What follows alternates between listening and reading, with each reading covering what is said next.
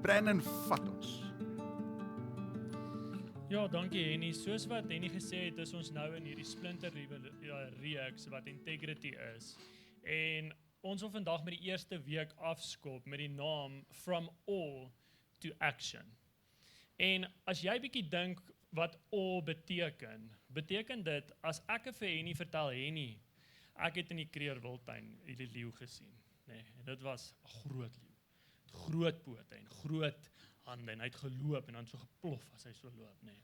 Dan kan Henny in sy kop dink, jy sê ja, dit klink impressive, nee, soos party van die visse wat die mans vang op naweke. Het klink impressive, maar jy kan dit nie beleef as jy dit nie self gesien het nie. Dit is onmoontlik om daai belewenis aan iemand oor te bedra. En dis waarmee ons wil afskop, is from awe to action. En vir ons as Christene moet ons in integriteit lewe. En vir ons om integriteit uit te leef, moet ons kan sien wie Jesus is. En uit dit uit verander dit ons siening oor onsself en ons kry 'n beter begrip van wie ons is. En ons wil julle 'n bietjie vat in die boek van Jesaja waar Jesaja gesien het, hy het 'n belewenis gehad van wie Christus was en dit het hom veranderd gelos vir ewig. Dit het heeltemal kom transformeer in iets anders in wat hy nie was nie. Nou ek en Marlies was so 'n paar jaar terug het ons van Niagara Falls afgekom. En ek het vir haar eendag gesê, kom ons gaan en ons gaan kyk hoe die valle lyk. En van ver af kom jy aangeloop en jy dink, ja, is nie so impressive nie. Ek het al beter gesien in Suid-Afrika. Maar terwyl ons nader loop, jy loop so van ver af en terwyl ons nader kom, begin jy die gedruis van daai water hoor. En jy begin die water sien. En jy sien hierdie groot valle en jy hoor hierdie impak. Jy hoor letterlik duisende liters water oor daai ding kom. En dit los jou net in awe van wie Christus is en wat hy geskaap het. Dit bou net so belewenis in jou. Nou in Jesaja in 6 is ons in 'n stuk waar Israel eintlik in 'n baie kontroversiële plek is. Want koning Usia is oorlede na 52 jaar van koningskap. Nou, Usia was 'n briljante koning. Dink 'n bietjie daaraan. Op 16-jarige ouderdom word hy koning. 16 jaar. Hy regeer 52 jaar. Hy's amazing geweest. Die ekonomie het baie goed gedoen in die land. Hulle was voorspoedig op 'n paar fronte geweest. Koning Usia was baie bekend dat in sy tyd het hulle baie progressiewe wapentuig ontwikkel en gemaak wat net ver bo hulle tyd was, voor hulle tyd was. En hy was regtig 'n dinamiese koning. Maar daar was 'n dag in sy lewe waar Hosea sy gesag as koning was onderwerp gewees aan die priesters. En daar was 'n dag waar hy hierdie gesag as koning wat onderwerp was aan die priesters, wat aan God weer gerapporteer het, waar hy dit ondermyn het. En hy het besluit, ek gaan nou nie die gesag van die priesters eer nie, ek gaan nie die orde van God eer nie, en hy besluit, hy gaan self, op sy eie manier, gaan hy offers bring in die tempel. En nou gaan hy in, en daar's rebellie in sy hart, hy's groot in homself, en die priesters sien wat gebeur, en die priesters challenge hom, sê, hey, wat dink jy, doen jy? Hierdie is nie God se orde nie, hierdie is nie wat God vir ons kom sê het om te doen nie, en hoe ons dit moet doen nie. En weer eens, Hosea beleef hierdie trots en hierdie groot in homself, en hy luister nie na hulle wat aangestel is om God se stem te verteenwoordig in sy konteks nie, en hy steur hom nie aan dit nie. In die volgende oomblik word Hosea geslaan met melaats, en alles val uit mekaar uit. Hy's uit sy koningskap uit, hy's uit sy huis uit, en is chaos in die land. Ja, so op daai oomblik sit die nasie en hulle is net in hierdie chaos, hierdie warwoel. Maar op daai oomblik kom Jesaja en hy kry hierdie visioen van die Here af. En ons sou dink dat die Here vir hom 'n visioen gaan stuur om die chaos te kom uitsorteer. Maar die Here stuur hom net 'n visioen van wie hy is. En ons kyk in Jesaja 6 vers 1 sê dit. In daai jaar van koning Usia sê dit in daai jaar van koning Usia se dood het ek die Here gesien. Hy het op 'n baie groot troon gesit en die onderste van sy kleed het die tempel gevul. Ek wil hom net in Engels lees, hy's bietjie meer uitdruklik in Engels. Isaiah 6 verse 1 is, in the year of King Uzziah's dead, in the year of King Uzziah's dead, I saw in a vision the Lord sitting on the throne, high and exalted, with the train of his royal robe filling the most holy place of the temple. Nou, soms gaan daar goed in jou lewe gebeur, wat moeilikheid, wat ander mense veroorsaak het. En partykeer gaan goed gebeur wat jy self veroorsaak het. En jy gaan hierdie konflik beleef in jou lewe en of jy verantwoordelik is vir dit of nie, maar soos in die sterfjaar van Usia, het daar 'n hele volk konflik beleef. Jesaja beleef konflik. Wat gaan nou gebeur? Wat is die volgende tree? En almal is in hierdie chaos met hulle lewe. En dan sien ons 'n belangrike ding wat Jesaja ons leer. Die vraag, wanneer daar chaos in jou lewe is, wanneer daar konflik in jou lewe is, op wie gaan jou oog gefestig wees? Want ons almal kom op sulke tye, kom ons nie, waar daar wroging is, waar daar stryd is, en as jy eerlik is, weet jy nie of jy regtig daarvoor kan sien nie. En dan is die vraag, ouens, en dis wat Jesaja vir ons leer, in 'n tyd van konflik, van wroging, van ek sien nie kans nie, waar gaan jou oog op wees? En vandag het jy waarskynlik dieselfde keuse as wat Jesaja gehad het, wat 'n soortgelyke belewenis vir ons elkeen kan gee, waar Jesaja kom en sê, hoorie, maar ek gaan my oog op iets sit. Ek gaan nie my oog op Usia hê nie, ek gaan dit nie op die chaos hê nie, ek gaan my oog op U sit. Nou, ek weet nie of jy al gehoor het van Irenaeus nie, hy was 'n geestelike kerkvader, 300 jaar na Christus het hy geleef, en Irenaeus, en as ek hierdie dings lees of sê wat hy geskryf het, gaan jy waarskynlik weet wie dit is, dan gaan jy dit herken. Hy het gesê, the glory of God is man fully alive. Maar ek wonder wie van julle weet wat hy daarna gesê het, want hierdie is my eintlik waaroor dit gaan. Hy sê, the glory of God is man fully alive, and the life of man is the vision of God. Die lewe van die mens is die visie van God. Hy sê, dit wat in lewe lê, is ek en jy dit reg kan kry om ons oog te hou op God. Met ander woorde, ek rig nou my lewe in om God se karakter te sien, om sy karakter te bestudeer. Ek rig my lewe in om God se krag te sien en God se krag te beleef en te ervaar. Ek kyk na sy heiligheid, ek kyk na wie hy is, om sy grootte te sien, om dit te bestudeer. Ek plaas my fokus as te ware op wie Jesus is. Ja, en ons gaan aan met die visioen wat hy gesien het, en ek wil net uitbeeld dat hy sien hierdie engele, en hy dink aan, hierdie engele is net amazing. Maar waarmee was hierdie engele besig? En dit sê in Jesaja 6 vers 2, by hom was daar serubs om hom te dien. Elkeen het 6 vlerke gehad, en 2 het hulle gesigte bedek, en 2 sy voete, en met die ander 2 het hy gevlieg. Die serubs het mekaar telkens toegeroep, heilig, heilig, heilig is die Here die Almagtige.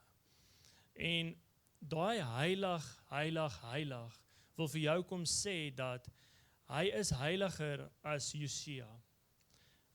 Jy kan hom vertrou, jy kan jou lewe op hom bou. So wanneer ek en jy ons oog op God vestig, en ons sien wie hy is, ons sien sy karakter, ons sien sy grootheid, ons sien sy heerlikheid, dan gebeur daar iets outomaties. Daar's hierdie ervaring van hierdie almagtige groot God. Hom wil ek aanbid. Sy karakter, sy heerlikheid, met ander woorde, wie hy is en wat hy kan doen, dit vat my na 'n plek toe, 'n natuurlike plek toe, waar ek sê, Here, ek wil U aanbid, en dit was Jesaja se ervaring. En dan gaan hy verder en sê hy, die hele aarde is vol van sy magtige teenwoordigheid. En hulle het so hard geroep, dat die deure in hulle kusyne gerammel het, en die tempel vol rook geword het. Toe het ek uitgeroep, Jesaja wat hier aan die woord is, hy sê, dit is klaar met my. So die eerste ding is die ervaring van aanbidding, en die oomblik toe hy sien, wow, dis hoe groot God is, toe sê hy, maar dit is klaar met my. Ek is verlore. Elke woord oor my lippe is onrein, en ek woon onder 'n volk vir wie elke woord onrein is. En nou het ek die koning gesien, die Here, die Almagtige. Jy sien die ervaring toe Jesaja God sien, toe sê hy, wee my, o nietige mens, ek is verlore, ek is in die moeilikheid, ek is nie goed genoeg nie. En ouens, weet jy wat, soms is dit baie normaal, dat wanneer ek en jy God beleef in sy grootheid, en in sy krag, en in sy heerlikheid, en wie hy is, dat ek en jy op 'n plek sal kom, waar ons sal sê, maar ek is bewus van my gebrokenheid, van my stikkendheid, ek weet nie of ek goed genoeg is nie, maar hier is die wonderlike ding, die storie van Jesaja, as jy mooi kyk, die storie van Jesaja is die wonderlike storie van die Nuwe Testament. En jy sien Jesus vervleg in elke woorde wat Jesaja begin praat en wat hy sê. Dis regtig die storie van die Nuwe Testament. Ja, ons sien daai storie van die Nuwe Testament in Jesaja 6 vers 6, wat sê, een van die serubs het toe 'n gloeiende kool met 'n tang van die altaar afgevat, en na my toe gevlieg.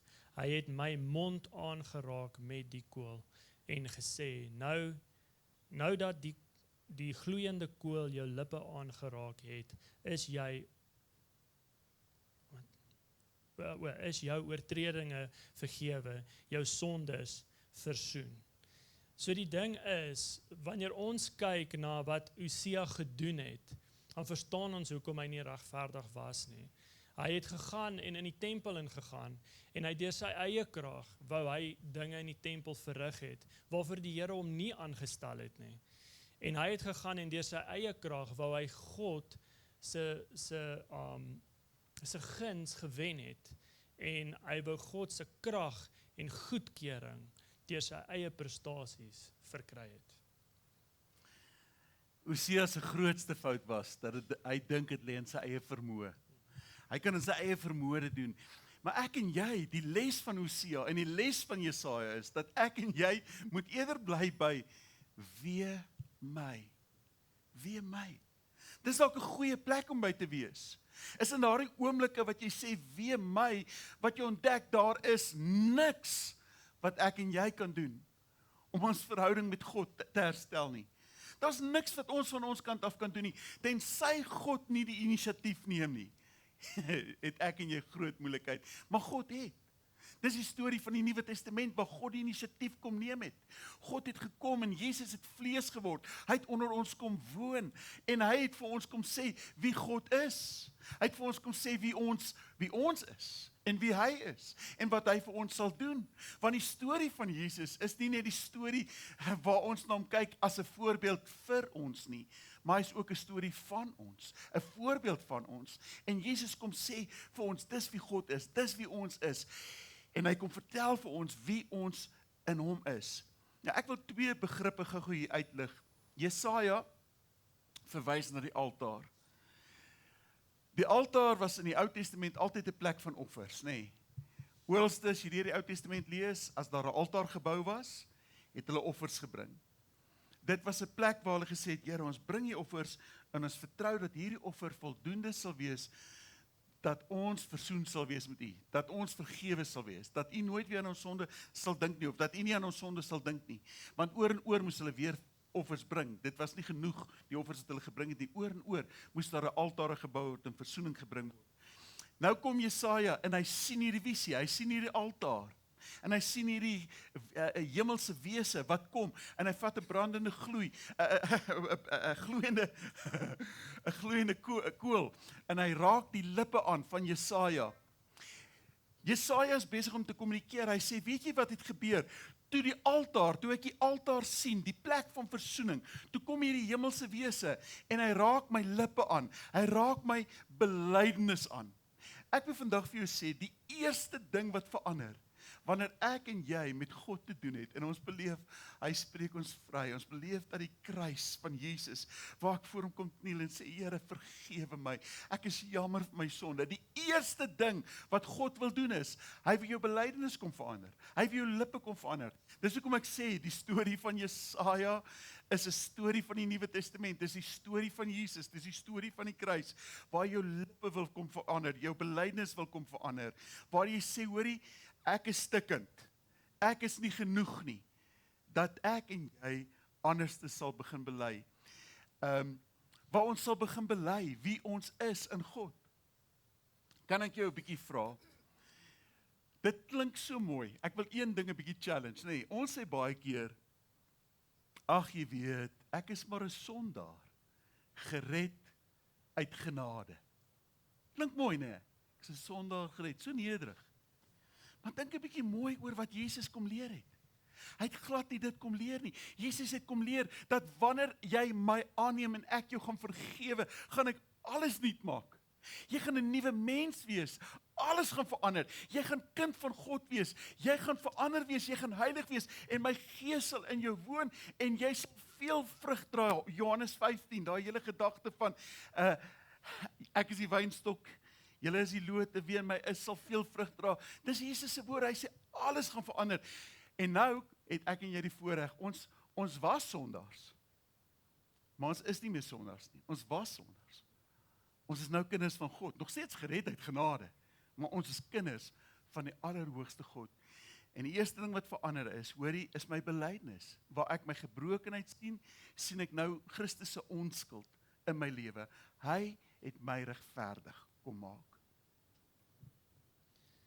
Ja, en die woord kom vat dit so mooi vas vir ons in Hebreërs 10, 12, 14, wat sê, maar ons hoofpriester het vir ons sondes net een offer vir alle tye gebring, en daarna op die ereplek aan die regterhand van God gaan sit. So God kom en hy kom herstel ons, hy vat weg, dat ons in sy teenwoordigheid kan inbeweeg. En wanneer ons in sy teenwoordigheid is, kan ons hom soveel beter sien en aanskou. En ons kan regtig net sien wie hy is. En deur om hom meer akkuraat te kan sien, vind ons identiteit en wie ons is in hom. Hoor hy sê Hebreërs 10 vers 16 tot 17 dit. Hy sê, dit is die verbond wat ek met hulle sal sluit. Na die dag, spreek die Here, ek sal my wette gee in hulle hart, en in hulle verstand sal ek dit inskrywe, en voeg daarby toe, en hulle sondes en hulle ongeregtighede sal ek nooit meer gedenk nie. Dis 'n bietjie ou vertaling. Ek sal aan hulle sondes en hulle ongeregtighede nooit ooit weer dink nie. So hier's die ding, 'n paar goede wat ons gou nou gaan kyk. Eerstens, hy sê, ek gaan dit in hulle harte gee. Skielik kom Jesus en hy sê, Jesaja kom en hy sê, daar gaan iets gebeur, wanneer Jesus vir ons gaan sterf, en wanneer die Heilige Gees in ons kom woning maak, en wanneer ons God se eiendom gaan word, gaan daar iets gebeur. Ons gaan nie met ons eie wilskrag, met my eie vermoë moet sê, nou gaan ek gaan nou, hierdie goed, ek gaan nou die Here dien, ek gaan nou 'n begeerte, ek hoef nie meer my eie begeertes op te wek, om 'n pad van integriteit te stap nie. Hy sê, hierdie pad van integriteit, gaan spontaan gebeur, wanneer God in jou leef. Hy sê, ons gaan onsself in hom ontdek. En dan gaan hy vir ons, dan gaan ons ontdek, maar dis wie ons is, dis wie ons geroep is om te wees. Kan ek vir die manne vra? Manne, ek praat nou met almal wat langer as 5 jaar getroud is. Wie van julle is tel die handdoek op en hang hom mooi op, omdat jy bang is vir jou vrou?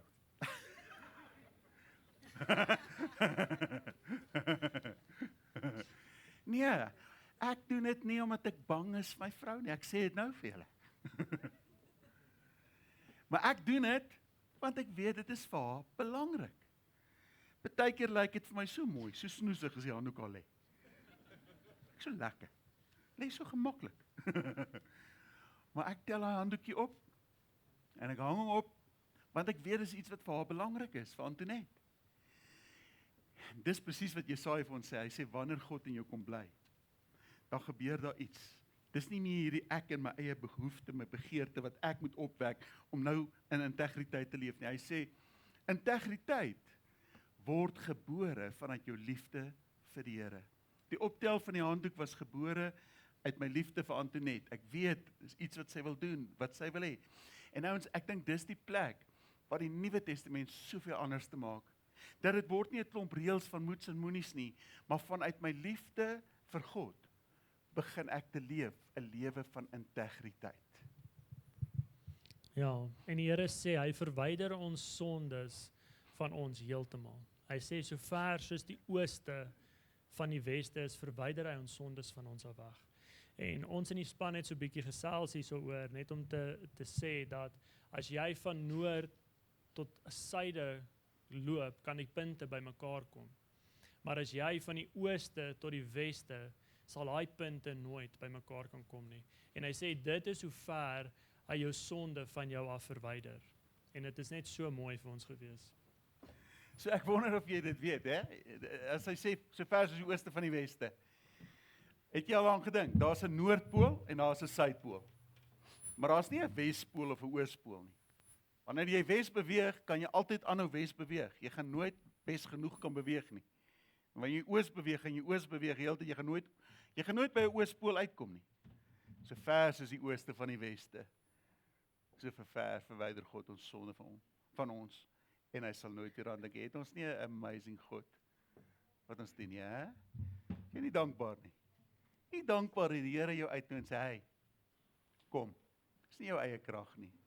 Dis nie jou eie vermoë nie. Ek het vir jou gesterf. Ek het alles gedoen. En in daai sterwingsoomblikke het ek uitgeroep, dit is volbring, dis genoeg. Een offer, eens en vir altyd vir jou. En dan sê hy, weet jy wat gaan gebeur? Jou lewe gaan verander. Maar nie as gevolg van reëls nie, want ek weet nie of jy weet nie, maar mense hou daarvan om reëls te breek, nee. Ons hou daarvan om reëls te breek. 'n Reël is mos gemaak, is mos, jy weet, ek het al van toe net gesê, die budget is net soveel. Waar die budget net soveel is vir my, is dit 'n budget, vir haar is dit 'n target.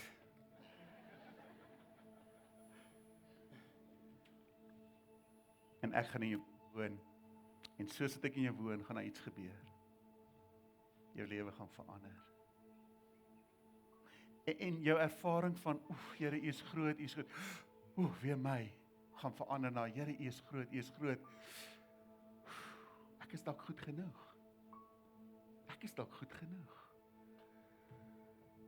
En as jy daar vandag hier staan en jy sê, ek weet nie of ek goed genoeg is nie, jy is so bewus van jou stikkend,